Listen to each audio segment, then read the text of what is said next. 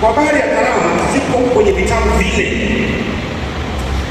Kwenye Wakorintho wa kwanza kuna karama pale, kwenye Warumi kuna karama, kwenye Waefeso kuna karama, na Petro wa kwanza sura 4 kuna karama. Lakini kwa ajili ya muda naomba tuziangalie tu zilizopo kwenye Wakorintho wa kwanza.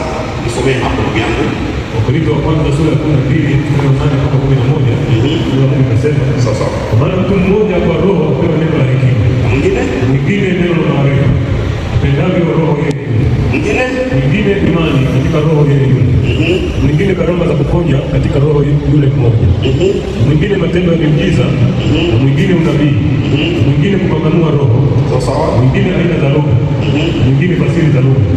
Lakini kazi hizi zote huzitenda roho huyo mmoja yeye yule, akimgawia kila mtu peke yake kama apendavyo yeye. Akimgawia mtu kama apendavyo yeye mwenyewe.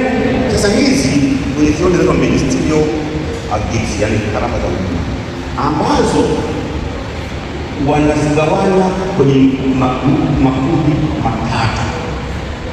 Kuna karama za nguvu ambazo ni imani, uponyaji, haikuwa ni miujiza, ni sio ya kiroho, sio ya roho, ni miujiza.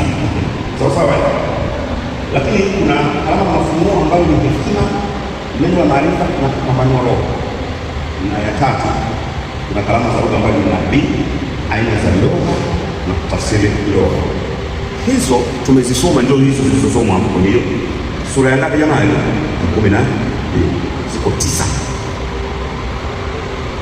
Na tumezipanga hivi sio kwa umuhimu, lakini tuweze kujifunza.